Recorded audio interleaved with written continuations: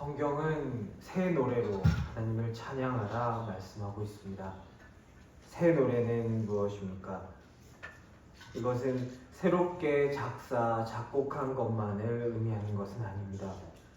내가 깨닫게 되어서 내가 말씀을 알고 이전까지는 그냥 부르던 찬양, 남의 노래가 나의 고백으로 바뀌게 된 그런 노래를 새 노래라고 부릅니다.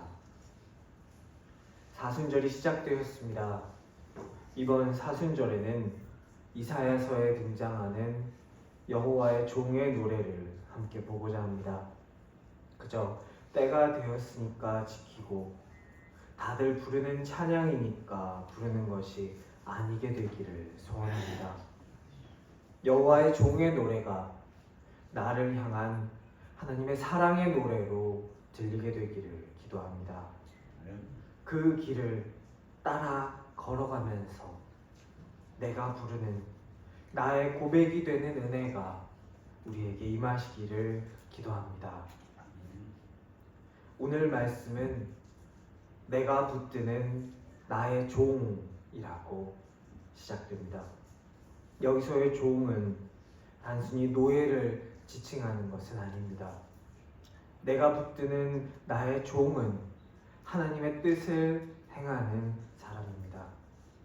이사야서 40장에서 55장은 이스라엘을 하나님의 종으로 보고 있습니다.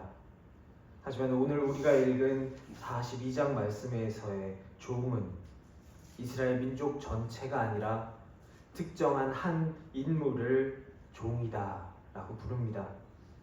그분이 바로 예수 그리스도입니다.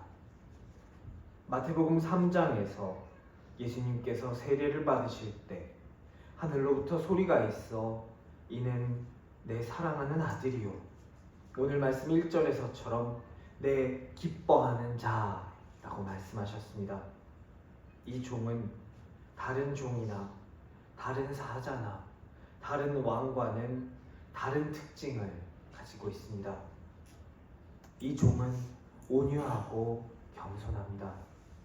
이 종은 인간을 회복시키셔서 새 창조를 이루십니다. 하나님께서는 이 종을 택하시고 기뻐하셔서 하나님의 영을 주십니다. 이 종에게 맡겨진 일은 정의를 베푸는 일입니다. 1절 정의를 베풀리라, 3절 정의를 시행할 것이며 4절 정의를 세우기에 이르리니 4절밖에 되지 않는 짧은 말씀에서 무려 3번이나 정의를 강조합니다. 이 정의는 오늘날 현대인이 인식하는 정의와 큰 의미에서는 같을지 모르지만 완전히 일치하는 의미는 아닙니다. 고대 근동에서의 정의는 단지 법적인 판결만을 의미하지는 않았습니다. 이 정의는 사회 질서의 회복을 의미합니다.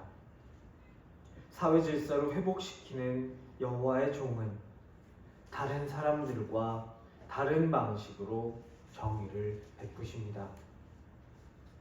고대 근동에서 정의는 인간이 만들어내는 것이 아니었습니다. 몇 주 전에 함무라비 법전 사진에서 보신 것처럼 법은 신이 왕에게만 주는 것이었습니다. 법이 왕이나 귀족의 뜻이 아니라 신의 뜻인 것이 될 때 왕은 그 통치의 정당성을 획득하게 됩니다. 나는 신이 세운 왕이므로 나에게 반기를 드는 자는 신에게도 반기를 주는 것이다 라는 것을 성립하게 됩니다. 이 왕이 다른 나라를 정복하는 것은 침략이 아니라 신이 나에게 준 질서를 전파하는 행위가 됩니다. 이것을 돌에 새겨서 과시하고 피지배 백성들을 힘으로 누를 수 있는 정당성을 부여하는 것이 고대 근동에서 정의를 시행하는 행위였습니다. 하지만 하나님의 종이 정의를 세우는 방식은 고대 근동의 그것과는 달랐습니다. 하나님의 종은 힘을 과시하는 것이 아니라 온유와 겸손으로 정의를 베푸십니다. 마태복음 12장 18절에서 21절에는 오늘 우리가 읽은 여호와의 종의 노래가 그대로 인용되어 있습니다. 이 말씀 바로 앞에서 바리새인들은 안식일 논쟁에서 예수님께 패배합니다. 그리고는 분해서 예수님을 죽이려고 의논하기 시작합니다. 이런 상황에서 예수님은 마태복음 12장 19절 그는 다투지도 아니하며 라는 말씀처럼 행동하십니다. 예수님은 천사들을 이끌고 가서 바리새인들의 머리통을 날려버리지 아니하시고 그저 조용히 그 자리를 떠나십니다. 19절 들레지 아니하리니 라는 말씀은 외치고 목소리를 높이고 그 소리를 거리에 들리게 하지 않는다는 말씀입니다. 마태복음 12장에서 예수님께서 손 마른 사람을 고치신 후에 그에게 말씀하시기를 그것을 나타내지 말라, 나가서 소리치고 다니지 말라라고 16절에서 말씀하신 것과 같습니다. 고대 근동 사람들이 생각하던 정의는 힘과 폭력으로 이루어지는 정의였습니다. 하지만 예수님은 그 방법과는 다른 방법으로 정의를 시행하셨습니다. 하나님의 정의를 시행한다라는 것은 하나님의 신실하심을 나타내는 방법이었습니다. 인간들은 믿습니다. 믿고자 합니다. 어떤 것을 믿습니까? 착한 사람에게는 상이 있을 것이고 악한 사람들에게는 벌이 있을 것이다. 권선징악, 상선벌악 이것이 이루어질 것이다 바라면서 살아갑니다. 하지만 실제 우리의 인생에서는 이것이 과연 이루어지는 것인가? 이게 과연 그런 것인가? 라는 의문이 듭니다.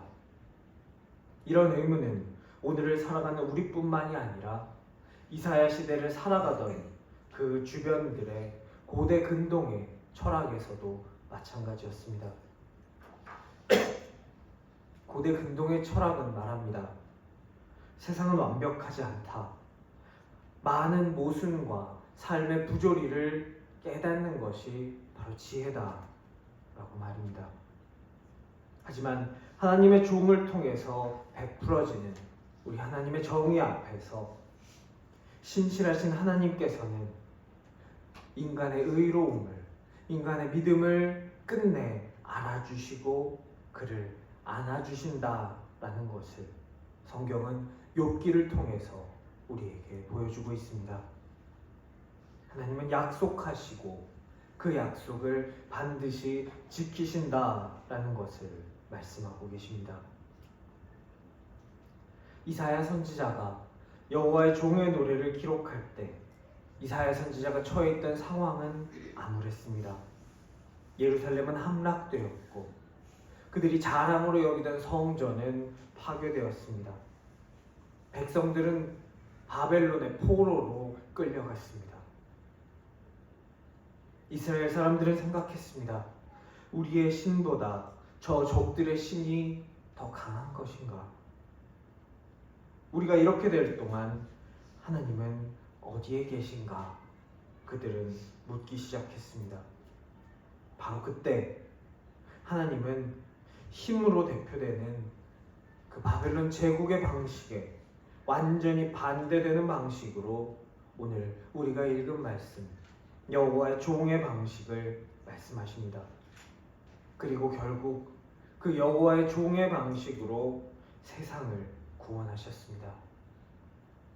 당시 그 시대를 살던 사람들의 눈에는 아무것도 변하지 않는 것만 같았습니다. 하지만 하나님은 결국 하나님의 계획을 이루셨습니다. 하나님의 정의를 시행하셨습니다. 세상의 방법이 아닌, 제국의 방법이 아닌 하나님의 방법으로, 하나님의 방식으로 그 구원을 이루셨습니다.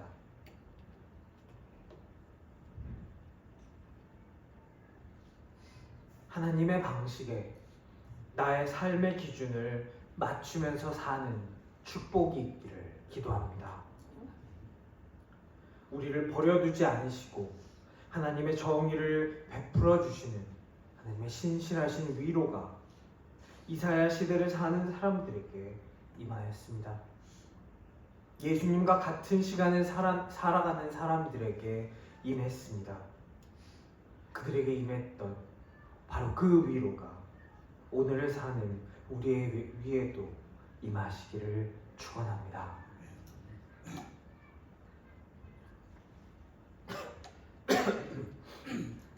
여호와의 종은 회복시키십니다. 새롭게 창조하십니다. 여호와의 종은 상한 갈대를 꺾지 아니하며 꺼져가는 등불을 끄지 않으시는 분이십니다.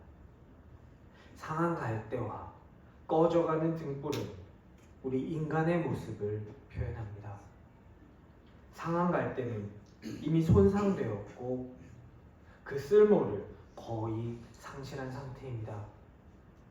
실패한 나, 반복되는 죄로 인하여 신앙이 무너진 나, 관계의 상처로 인하여 마음에 금이 가고 피를 흘리고 있는 나의 모습입니다.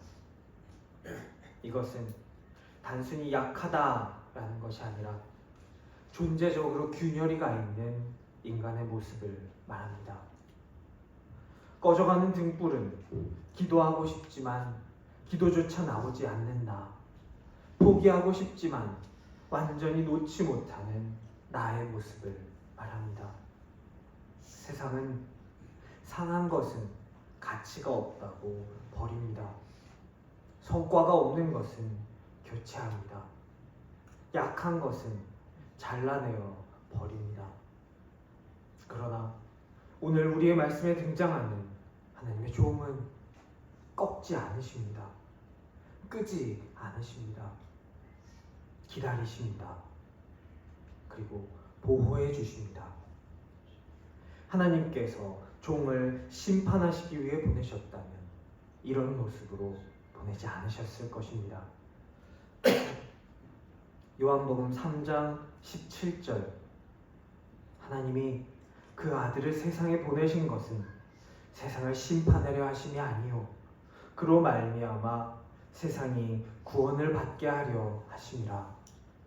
하나님이 종을 보내신 이유는 심판이 아니라 회복을 위해서였습니다. 인간을 구원하시기 위해서였습니다. 창세기에서 하나님이 지으시고 낙원에 살게 하신 인간에게 경고하십니다. 그 열매를 먹으면 정령 죽으리라. 하지만 열매를 먹은 인간을 하나님은 죽이지 않으셨습니다. 인간은 낙원에서 세상으로 나왔습니다. 하지만 그들이 나왔던 세상은, 그들이 마주하게 된 그 새로운 곳은 그들이 나올 때 걱정했던 것만큼 지옥은 아니었습니다. 땀 흘려 일을 해야 했고 해산할 때 수고해야 했습니다. 그저 우리가 살아가는 평범한 세상이었습니다. 하나님은 인간에게 살 길을 열어주셨고 손수 옷을 지어서 입히셨습니다. 하나님은 인간을 용서해 주셨습니다. 그리고 인간이 살아갈 세상에서 단 한 번도 인간을 버리지 않으셨습니다. 인간을 떠나지도 않으셨습니다. 하나님은 언제나, 심지어 그것이 죄인이라도, 자기 동생을 죽인 첫 번째 살인자라 할지라도 인간과 동행해 주셨으며 어쨌든 살 길을 열어주셨습니다. 인간은 반복해서 죄를 짓고 또 지었지만 하나님은 동일하게 반복해서 인간을 용서해 주셨습니다. 창세기에서부터 시작된 이 하나님의 사랑은 오늘 종의 노래를 통하여 그 절정을 향해서 가고 있습니다. 우리 예수님은 하늘 보좌 버리고 나를 사랑하셨습니다. 그런 예수님을 우리가 기억하게 되기를 원합니다. 더 알아가게 되기를 원합니다. 그 예수님이 나를 살리셨다 고백할 수 있는 사순절 되시기를 축원합니다.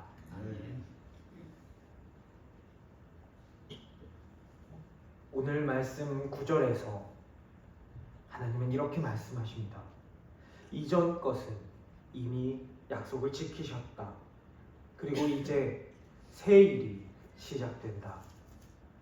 여호와의 종을 통한 하나님의 회복하심은 상한 갈대와 꺼져가는 등불 같은 인간 존재의 아픈 상태를 그저 고치시는 데에서 멈추지 않습니다. 예수님의 오심으로 인하여 하나님은 새 하늘과 새 땅을 열어서 새 창조를 시작하셨습니다.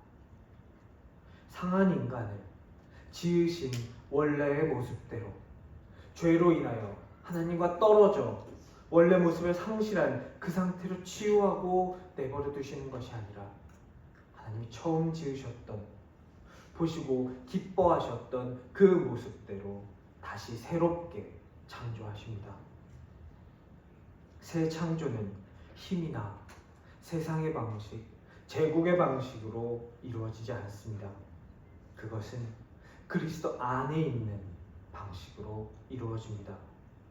고린도후서 5장 17절 그런즉 누구든지 그리스도 안에 있으면 새로운 피조물이라 이전 것은 지나갔으니 보라 새 것이 되었도다.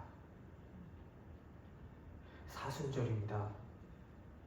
우리가 회복된 존재로 거듭나게 되는 은혜가 있기를 주님의 이름으로 축원합니다. 우리가 회복되었다. 나는 회복되었다. 나만 회복되었다. 라는 회복된 존재에서 끝나는 것이 아니라 내가 회복을 받았으니 그 회복을 전하는 존재.